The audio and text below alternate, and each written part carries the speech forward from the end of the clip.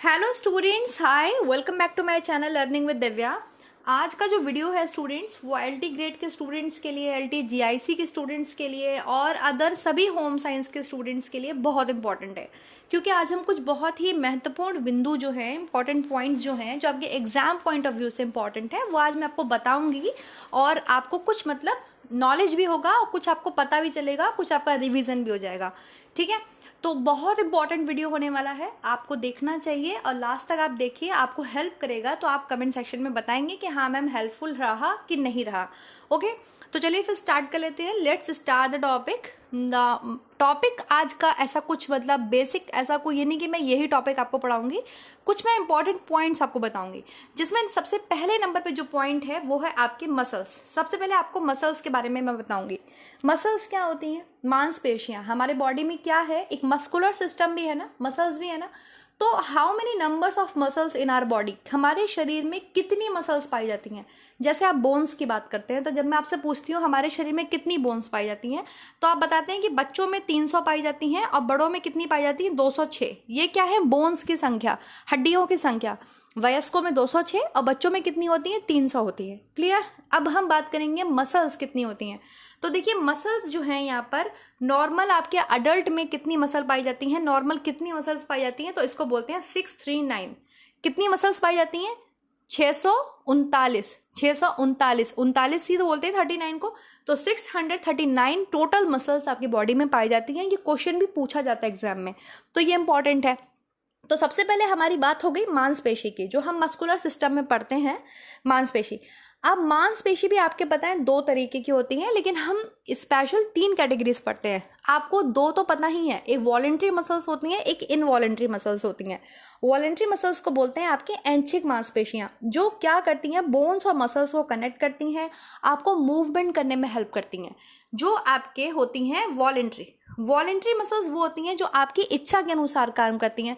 जैसे आपके हाथ की मसल्स हो गई, आपके पैरों की मसल्स हो गई, तो ये क्या है? ये वॉलंटरी मसल्स हैं, आपकी इच्छा के अकॉर्डिंग काम करती हैं। अब ये क्या करती हैं? मूवमेंट करती हैं, मूवमेंट करने में हेल्प करती हैं। तो इसमें थकावट होती है। थकावट किसकी वजह से होती है? तो लैक्टिक एसिड जमा हो जाता है, उस वजह से होती है। ये क्वेश्चन कितनी बार एग्जाम में पूछा गया है, टीजीटी का तो फेवरेट क्वेश्चन है कि भाई पेशियों में थकावट किसकी वजह से होती है? लैक्टिक एसिड की वजह से होती है। तो वॉलंटरी मसल्स में, अब इतना भी मैं आपको बता रही हूँ, किन मसल्स में भी आपके थकावट होती है, दर्द आपको फील होता है? जो वॉलेंट्री मसल्स हैं, मतलब ऐच्छिक, जो आपकी इच्छा के ऊपर डिपेंड है। ठीक है, वॉलेंट्री मसल्स में। दूसरी होती हैं आपके non voluntary. Non voluntary muscles कौन सी होती हैं? अनैच्छिक। ठीक है, ये मूवमेंट नहीं करती। ये ऐसी मसल्स होती हैं जो हमारे कंट्रोल में नहीं रहती। जैसे हमारे पलक का झपकना, ये किसी भी तरीके का मूवमेंट नहीं कर रही हैं। समझ में आ रहा है ना आपके बात? तो 2 मसल्स आप पढ़ते हैं। एक तीसरा जो उसमें टाइप है वो होता है कार्डियक मसल, मतलब हार्ट के मसल्स के बारे में बताया जाता है। अब इसको डीपली हम पढ़ेंगे जब मैं आपको मस्कुलर सिस्टम पढ़ाऊंगी। ठीक है, मस्कुलर पेशीय तंत्र जब हम पढ़ेंगे, तब वहां पर मैं आपको इसके बारे में बता दूंगी। लेकिन आपको पता होना चाहिए, एक ओवरव्यू आपके पास होना चाहिए कि जब हम मसल्स की बात कर रहे हैं तो टोटल नंबर ऑफ कितनी है? 639 है। मसल्स का मतलब मांसपेशी, जो क्या करते हैं, शरीर को क्या प्रदान करते हैं? दृढ़ता प्रदान करते हैं। ठीक है, आपके शरीर को सुडौल बनाते हैं, एक दृढ़ता प्रदान करते हैं। क्योंकि अगर अस्थि पंजर होंगे, केवल स्केलेटन सिस्टम होगा, तो वो तो देखने में भी अच्छा नहीं लगेगा। दूसरी बात, आप क्या नहीं कर पाएंगे? अच्छे से मूव नहीं कर पाएंगे। तो स्केलेटन सिस्टम को एक तरीके से प्रोटेक्शन प्रोवाइड करते हैं, नॉर्मल ऑर्गन्स को, हमारे जो इंटरनल ऑर्गन्स हैं उनको प्रोटेक्शन प्रोवाइड करते हैं, और सुडौल हमें बनाते हैं, दृढ़ता प्रदान करते हैं मसल्स। ठीक है, टोटल नंबर्स ऑफ कितने हैं? 639 types of muscle, voluntary, involuntary and cardiac muscles. Voluntary muscles ऐच्छिक, नॉन वॉलेंट्री मतलब अनैच्छिक, जो हमारी इच्छा के ऊपर डिपेंडेंट नहीं है, जो हमारी इच्छा के अकॉर्डिंग काम नहीं करती, हमारे कंट्रोल में नहीं रहती, अनैच्छिक। और एक आपकी होती है हृदय की पेशियां, जिसको बोलते हैं कार्डियक मसल्स। ठीक है, तो वॉलेंट्री क्या करती है? मूवमेंट करती है, इनकी वजह से मूवमेंट होता है।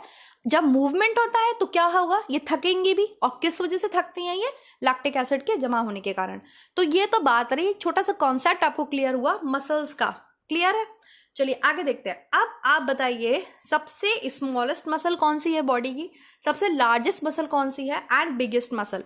देखिए, स्मॉलेस्ट को तो आप समझ गए, सबसे छोटी मसल मैं आपसे पूछ रही हूँ। जैसे मैं आपसे बोन पूछती हूँ कि सबसे छोटी बोन कौन सी है, तो आप बताते हैं स्टेप्स, जो कान में पाई जाती है। ठीक है, सबसे लार्जेस्ट बोन कौन सी है? तो फीमर, जो जांग में पाई जाती है।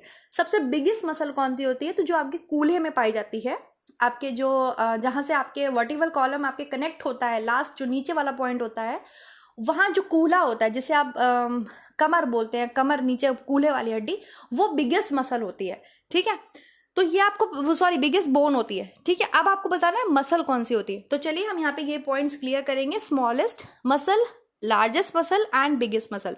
सबसे छोटी पेशी, सबसे लंबी पेशी और सबसे बड़ी पेशी। तो देखिए सबसे पहले है आपके सामने smallest muscle of the body. मनुष्य के शरीर की सबसे छोटी पेशी कौन सी होती है, तो वो होती है आपके स्टेपिडस। कौन सी होती है, स्टेपिडस। अब ये स्टेपिडस जो मसल होती है ये आपके कान में ही पाई जाती है। स्टेपिडस मसल कान में ही आपकी सबसे छोटी हड्डी पाई जाती है, जिसे आप स्टेप्स बोलते हैं। और सबसे छोटी जो मसल है वो भी आपके स्टेपिडस मसल, वो भी कान में पाई जाती है। देखते हैं कहाँ पाई जाती है, पिक्चर के थ्रू आपको समझ में आएगा। देखिए ये आपके इंटरनल स्ट्रक्चर ऑफ ईयर है, ये भी मैं आपको पढ़ा दूंगी, इंटरनल स्ट्रक्चर ऑफ ईयर। तो ये देखिए इसमें सबसे पहले तो आपको ये पता होना चाहिए कि कान में 3 तरीके की हड्डियां पाई जाती हैं, 3 बोन पाई जाती हैं। मैलस और आपके एक सेकेंड मैंने उसका भी लगाया है, malleus, incus, steps. Malleus, incus और ये है आपके स्टेप्स। ये देख रहे हैं आप, जिसको मैंने रेड सर्कल किया है, फिर से देख लीजिए। 3 हड्डियां पाई जाती हैं कान में आपके, 3 हड्डियां बहुत इंपॉर्टेंट है। मैलस, इनकस, ये मैलस है, ये इनकस है और ये स्टेप्स है। ये देखिए जो लॉक के तरीके से डिजाइन बना ना, ये आपके स्टेप्स है। और यहीं पे देखिए आपके ये स्टेपीज मसल है, ये दिख रहा है ना आपको, इसको ब्लैक से सर्कल किया हुआ है, इसको बोलते हैं आपके स्टेपिडस मसल। फिर से मैं आपको दिखा देती हूँ, आई होप आपको अभी क्लियर हो रहा होगा, जूम से आपको और समझ में आ रहा होगा कि 3 हड्डियां कौन सी हैं। ये है मैलस, ये है इनकस और ये है स्टेप्स। ये लॉक जैसा फॉर्म बना हुआ है, इसको स्टेप्स बोलते हैं। ये सबसे छोटी हड्डी होती है कान में और इसके पास ही ये जो ब्लैक कलर से राउंड किया हुआ है और ये रेड कलर की मसल है, इसको बोलते हैं आपके स्टेपिडस। क्लियर हो गया। तो सबसे छोटी हड्डी भी आपके कान में है, सबसे छोटी मसल भी आपके स्टेप्स के पास कान में ही है, जिसको क्या बोलते हैं, स्टेपिडस। चलिए आगे देख लेते हैं। ये बहुत क्लियर दिख रहा होगा आपको, इंटरनल स्ट्रक्चर ऑफ ईयर। ये ईयर हो गया आपका और ये आपके इंटरनल स्ट्रक्चर है, ये ईयर ड्रम है। इसी पे जब आपके वेव्स पड़ती हैं तो आपको आवाज सुनाई देती है। और ये देखिए ये मैलस हो गई, ये इनकस हो गई और ये आपके स्टेप्स हो गई। ठीक है, और यहीं पे आपके होती है स्टेप्स, वो स्टेपिडस मसल। क्लियर हो गया, समझ में आ गया। और ये जो जा रही हैं आपके ऑडिटरी नर्व्स, ये आपकी किससे जुड़ी होती हैं, आपके दिमाग से जुड़ी होती हैं, आपके माइंड से जुड़ी होती हैं। और जो कान है वो आपके क्या है, सेंस ऑर्गन है, जो आपको सेंस कराता है, बाहर की आवाज आपको समझ में आती है। क्लियर हो गया, समझ में आ गया, इतना समझ में आ गया। सबसे छोटी मसल आपको समझ में आ गई।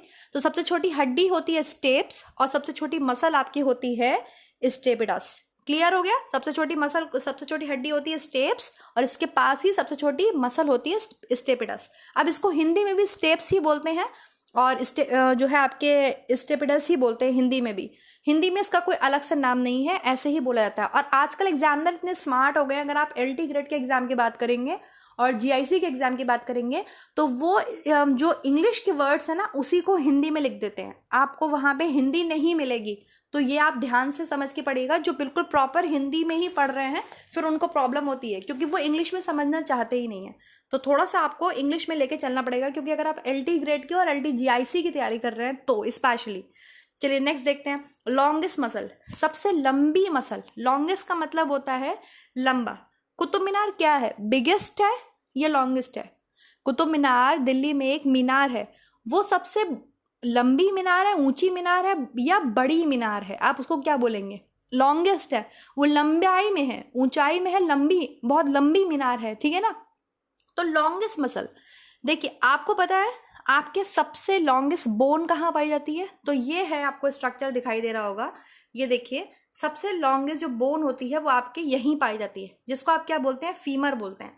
और ये जो रेड कलर का दिख रहा है इसी को बोलते हैं आपके सबसे लॉन्गेस्ट मसल, जो कि होती है, जिसको बोलते हैं सर्टोरियस। क्या होती है? सर्टोरियस या सर्टोरियस आप बोलिए। तो longest muscle of the body क्या है आपके? सर्टोरियस। क्या है? सर्टोरियस। समझ में आ गया।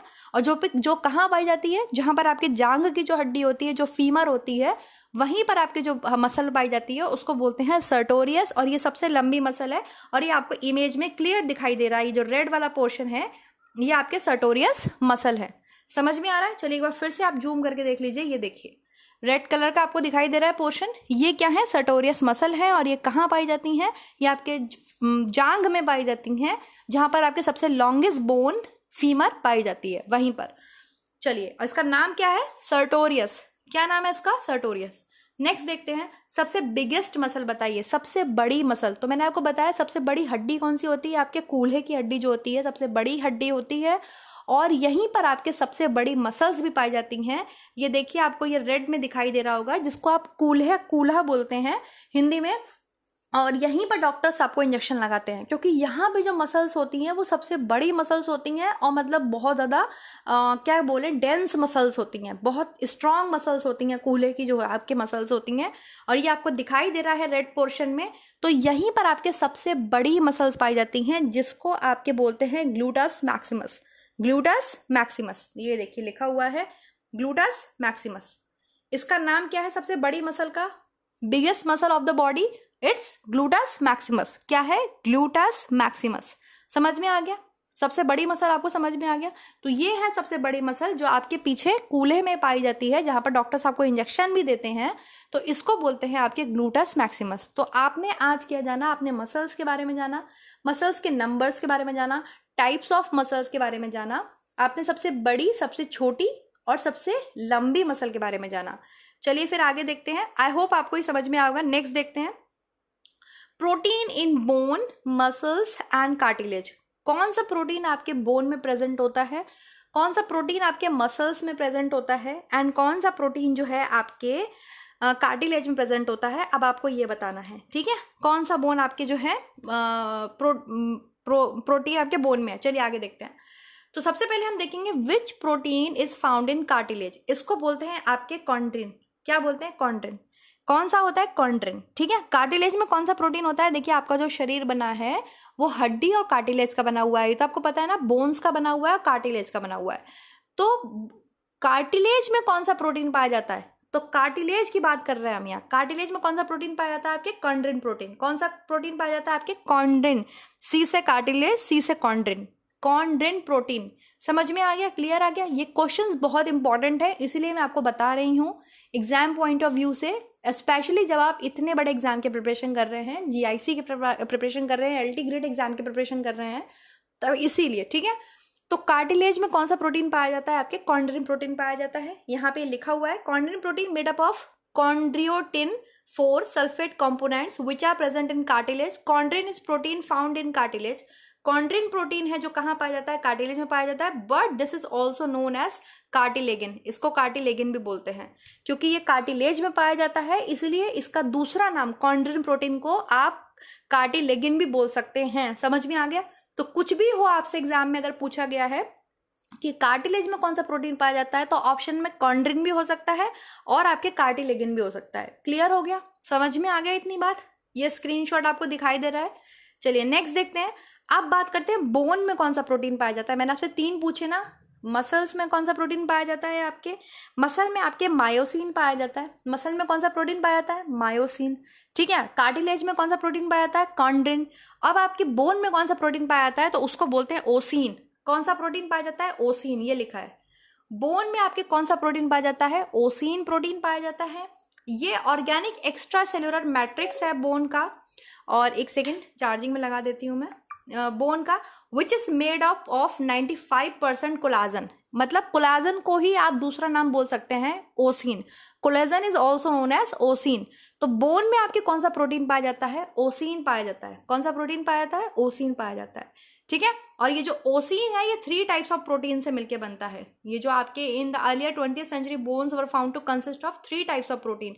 एक ओसिन होता है जिसे कोलाजन बोलते हैं, एक आपके ओसियो म्यूकोइड होता है, और एक आपके तीसरा ये होता है ओसियो एल्बुमिनोइड। ओसियो एल्बुमिनोइड। तो ये 3 तरीके के प्रोटीन जो हैं आपके बोन में पाए जाते हैं। क्लियर हो गया। ओसिन दैट इज कोलाजन या कोलाजन, ओसियो म्यूकोइड प्रोटियोग्लाइकेंस, और ओसियो एल्बुमिनोइड दैट इज इलास्टिन। तो ये 3 तरीके के प्रोटीन आपके कहाँ पाए जाते हैं, बोन में पाए जाते हैं। सिंपल आपसे ये भी पूछ सकता है, ऑप्शन में ओसिन भी पूछ सकता है, वो भी बिल्कुल ठीक होगा।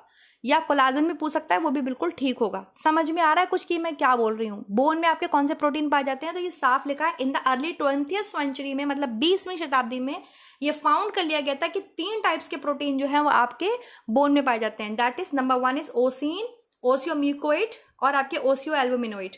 ये तीसरे नंबर का प्रोटीन हो गया। सिंपल अगर हम बोलते हैं बोन में कौन सा प्रोटीन पाया जाता है तो ओसिन पाया जाता है। समझ में आ गया? चलिए, आई होप आपको क्लियर हो गया होगा। तो ये जो क्वेश्चन था यहाँ पर कि कौन सा प्रोटीन पाया जाता है बोन्स में, कौन सा प्रोटीन पाया जाता है मसल्स में, एंड कौन सा प्रोटीन आपके पाया जाता है कार्टिलेज में। तो अब आप बताइए फटाफट से, बोन में कौन सा प्रोटीन पाया जाता है? ओसिन। मसल में कौन सा पाया जाता है? मायोसिन। कौन सा पाया जाता है? मायोसिन। और कार्टिलेज में कौन सा पाया जाता है? कॉन्ड्रिन। कौन सा पाया जाता है? कॉन्ड्रिन या कॉन्ड्रिन बोलिए, आप कुछ भी प्रोनाउंस कीजिए।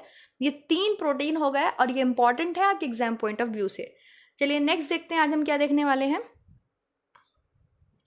Alimentary canal. अब एलिमेंट्री कैनाल जो है एक बहुत ही मतलब कंफ्यूजिंग हो जाता है लोगों में।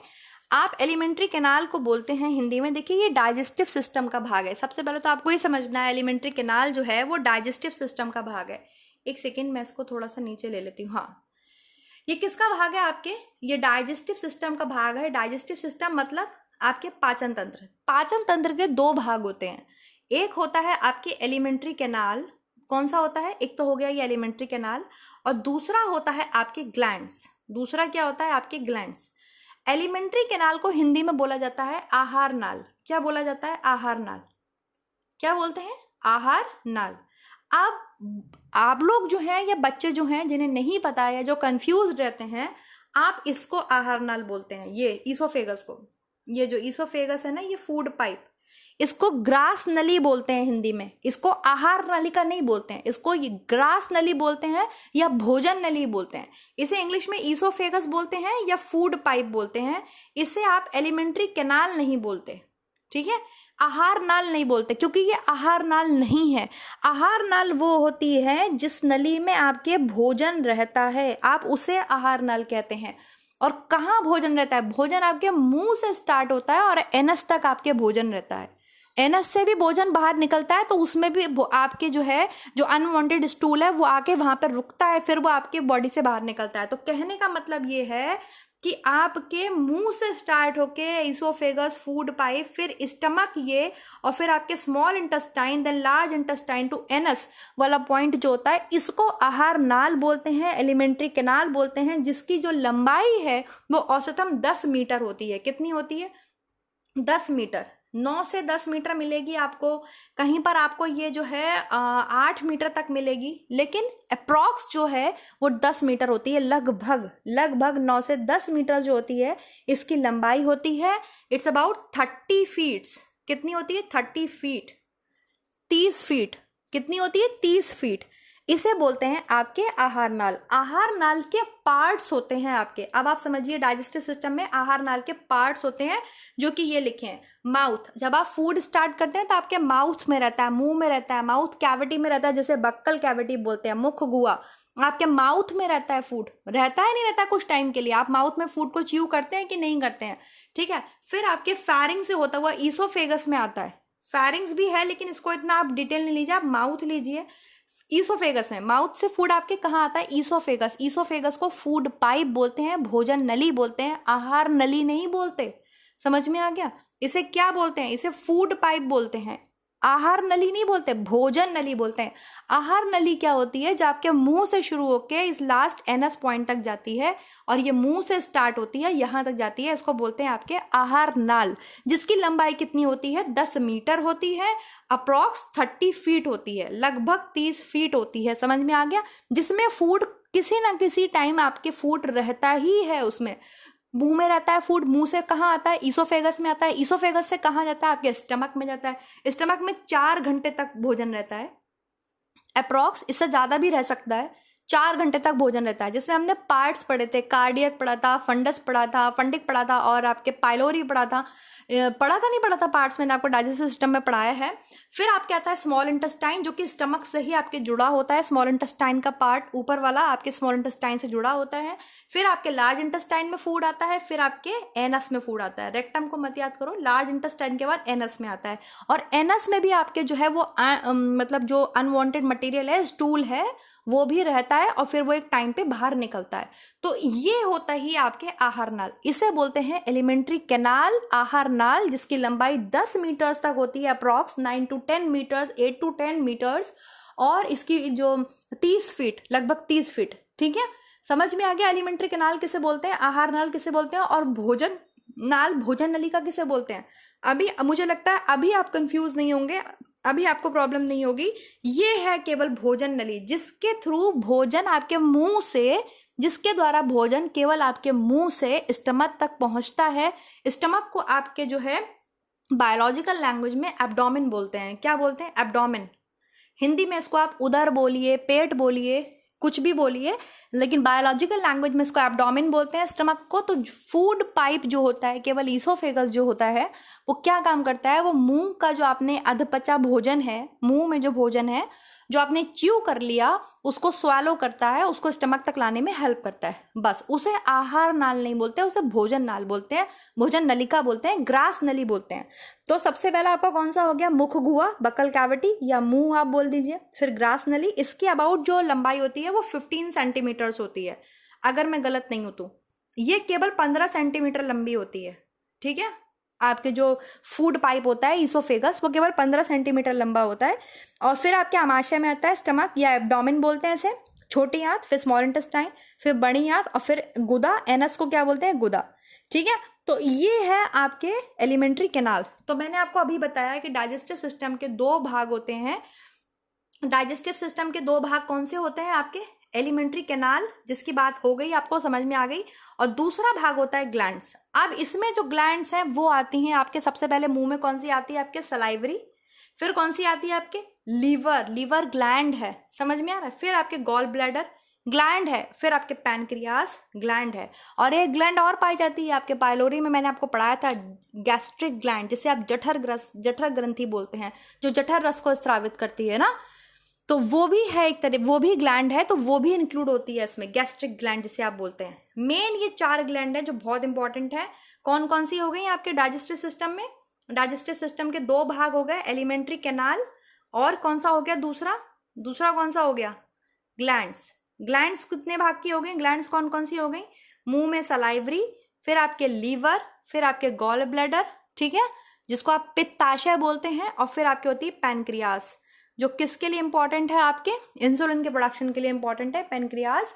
एलएटी आपके लाइपेज अमाइलेज ट्रिप्सिन जो है एंजाइम्स निकालता है। फूड का माध्यम जो है वो क्षारीय फूड पर ही वर्क करता है, और फूड को क्षारीय कौन बनाता है? कोलिसिस्टोकाइनिन हार्मोन होता है, जो किसको प्रोड्यूस करता है, किसको स्टिमुलस करता है? आपके गॉल ब्लैडर को स्टिमुलस करता है कि भाई फूड का माध्यम जो है वो क्षारीय बना दो, क्योंकि स्टमक में HCl पाया जाता है, और फूड स्टमक में कैसा होता है? एसिडिक होता है। समझ में आ गया? फूड का जो मीडियम होता है, जो माध्यम होता है, वो एसिडिक होता है HCl की वजह से। ये सब पढ़ाया हुआ है मैंने डाइजेस्टिव सिस्टम में, जिन्होंने नहीं पढ़ाया वो जाके देख सकते हैं। तो ये रहा इतना जो है आपको समझाने का मोस्ट इंपॉर्टेंट जो चीज है। तो आपको समझ में आया एलिमेंट्री कैनाल क्या है, आहार नाल क्या है, और भोजन नलिका क्या है? समझ में आया? क्लियर हुआ? चलिए आगे देखते हैं। आगे क्या ऐड किया है मैंने? एक क्वेश्चन है, length of human elementary canal is, मतलब ह्यूमन एलिमेंट्री कैनाल की लंबाई कितनी है? मानव के आहार नाल की लंबाई कितनी है? 100 सेंटीमीटर, 3 से 4 सेंटीमीटर, 4 से 6 सेंटीमीटर, या 6 से 9 सेंटीमीटर? कौन सा ऑप्शन लगाएंगे आप? Option number 4। अबाउट हमने कितना पढ़ा है? 10 सेंटीमीटर्स। कितना पढ़ा है हमने? 10 मीटर्स, 10 मीटर्स, 10 मीटर्स। ठीक है, क्वेश्चन किया था हमसे कि कितनी एलिमेंट्री कैनाल की लंबाई है? 100 सेंटीमीटर, 3 से 4 मीटर, 4 से 6 मीटर, या 6 से 9 मीटर? तो 6 से 9 मीटर, या approx 10 metre and 30 feet. 30 feet, इसका एक्सप्लेनेशन भी लिखा हुआ है। The alimentary canal is mainly referred to as the pathway by which food enters our body and moves out through the anus during digestion. मैं समझा रही हूँ हिंदी में, कुछ बच्चे के अंदर क्या होता है, बस क्या देखेंगे, अरे मैम तो इंग्लिश के शब्दों को यूज कर रही हैं, बस भाग जाएंगे। मतलब चैनल पर 67% बच्चा जो है वो सब्सक्राइब कर रहा है, बाकी जो बचे 30-32% वो क्यों नहीं सब्सक्राइब कर रहे हैं? आते हैं, कंटेंट देखते हैं, आप सब्सक्राइब नहीं करते। देखिए मैं आपसे क्या कहती हूँ, अब मैं बस आपसे इतना कहती हूँ, आप चैनल को सब्सक्राइब तो कर दीजिए एटलीस्ट, उसमें तो कोई खर्चा नहीं है। मैं ना तो कहीं पेड क्लासेस चलाती हूँ, ना मेरी कहीं ऑफलाइन क्लासेस चलती हैं, ना मेरा कोई ऐसा टेलीग्राम चैनल है जहाँ पे मैं पेड क्लासेस बेच रही हूँ, कुछ कर रही हूँ। सब कुछ जो है आपके सामने है यहाँ पर, फिर भी आप सब्सक्राइब नहीं कर सकते। पता नहीं आप किस टाइप का ईगो लेके घूमते हैं, मुझे समझ में नहीं आता। सब्सक्राइब नहीं कर सकते आप सिर्फ वहां जाके पढ़ेंगे जहाँ पे हिंदी में ही मूव्स, हिंदी में ही शब्द लिखा होगा। जबकि मेरा क्या कहना है कि आप बाइलिंगुअल पढ़िए, क्योंकि एग्जाम बाइलिंगुअल पूछा जाता है। अब डायरेक्ट बहुत कम हो गया है ऐसा कि केवल और केवल हिंदी में ही क्वेश्चन पूछे जाएं, स्पेशली एलटी एंड जीआईसी में। ठीक है, बाकी आपकी मर्जी है, जिन्होंने नहीं कराया सब्सक्राइब कोई बात नहीं है, बट मैं ये कहूँगी अगर आप करते हैं तो मुझे बहुत अच्छा लगेगा। थैंक यू सो मच, आप सब्सक्राइब कर दिया करिए एटलीस्ट। फिलहाल मैं इसको आपको बता रही हूँ। Alimentary canal is mainly referred to as the pathway, वो एक पाथवे है, एक रास्ता है आहार नाल। अभी मैंने आपको बताया जिस नली में आपके भोजन रहता है, जिसके थ्रू आपके भोजन पास होता है, मतलब पूरी बॉडी में भोजन आपके मुंह से नीचे तक जा रहा है, उस रास्ते को, उस रास्ते को, उस पाथवे को जहां से फूड ने एंटर किया आपके शरीर में, आवर बॉडी, हमारे शरीर में, और मूव्स हुआ। भाई मूव्स हो रहा है ना, मुंह से आपके फूड पाइप में आया, मतलब ग्रास नली में आया, ग्रास नली से पेट में आया, पेट से स्मॉल इंटेस्टाइन में गया, स्मॉल इंटेस्टाइन से आपके लार्ज मतलब बड़ी आंत में गया, बड़ी आंत से आपके बाहर एनस में आता है, गुदा में आता है, फिर बाहर निकलता है ना, out, moves out through the anus during digestion, और डाइजेशन के थ्रू एनस से, एनस मतलब गुदा से हमारी बॉडी से बाहर निकल जाता है। It is a tube like structure. ये कैसा स्ट्रक्चर है? ट्यूब लाइक स्ट्रक्चर है। देखो इस तरीके का तो स्ट्रक्चर होता है, मैं यहाँ बना लेती हूँ। भाई मान लीजिए ये मुंह से, ये मुंह है, यहाँ से फूड आया, ये ईसोफेगस है, और फिर इस तरीके से आपके क्या है, स्टमक है, ये स्मॉल इंटेस्टाइन हो गई, ये स्टमक हो गया, ये स्मॉल इंटेस्टाइन हो गई, और ऐसे करके इस तरीके से लार्ज इंटेस्टाइन बनती है। ऐसे ही तो समथिंग बनता है ना इस तरीके से, और ये आपके एनस हो गया। ट्यूब लाइक स्ट्रक्चर है, ठीक है। और विच स्टार्ट कहाँ से स्टार्ट होता है? हमारे माउथ से स्टार्ट होता है, और एंड्स कहाँ होता है? हमारे एनस पे, जो मैंने आपको बता दिया। तो कौन कौन से पार्ट आते हैं आपके एलिमेंट्री कैनाल के? पार्ट्स कौन कौन से हो गए भाई? मुख हो गया, जिसे आप मुख गुहा बोलते हैं, बक्कल कैविटी। ग्रास नली, जिसे आप फूड पाइप बोलिए, ईसोफेगस बोलिए। अमाशय, जिसे आप स्टमक बोलते हैं, एब्डोमेन बोलते हैं। छोटी आंत, स्मॉल इंटेस्टाइन, बड़ी आंत, लार्ज इंटेस्टाइन, और एनस, गुदा। 7 पार्ट हो गए, ठीक है। The alimentary canal plays a primary role in the human digestion, मतलब प्राथमिक इसका जो है रोल है एलिमेंट्री कैनाल का, एक बहुत इंपॉर्टेंट रोल प्ले करती है डाइजेशन में। डाइजेशन के 2 भाग हमने पढ़े, एक एलिमेंट्री कैनाल और एक है आपके ग्लैंड्स। एलिमेंट्री कैनाल ही नहीं होगा तो ग्लैंड्स बॉडी में क्या करेंगी? आपके जब मुंह से भोजन ग्रास फूड पाइप से होता हुआ स्टमक में आता है, तभी तो उस पर ग्लैंड्स वर्क करती हैं फूड पर। तो ये बहुत प्राइमरी है डाइजेशन में, and it is also termed as the digestive tract. इसको दूसरा नाम क्या दे सकते हैं इंग्लिश में? क्या नाम दिया है इसको? डाइजेस्टिव ट्रैक्ट बोला जाता है, ठीक है, या इसको जीआईवी ट्रैक भी बोल सकते हैं, gastrointestinal tract. The alimentary canal is about 30 feet. अभी मैंने आपको बताया इट्स अबाउट 30 फीट, ये 30 फीट तक लंबा हो सकता है। समझ में आ गया? लॉन्ग, और 30 फीट तक लंबा होता है long from the oesophagus to the anus. Oesophagus से लेके एनस तक आपके, ये मुंह से ईसोफेगस से एनस तक आपके 30 फीट तक इसकी लंबाई है, और आपकी बॉडी में ये फिट है। क्लियर हो गया?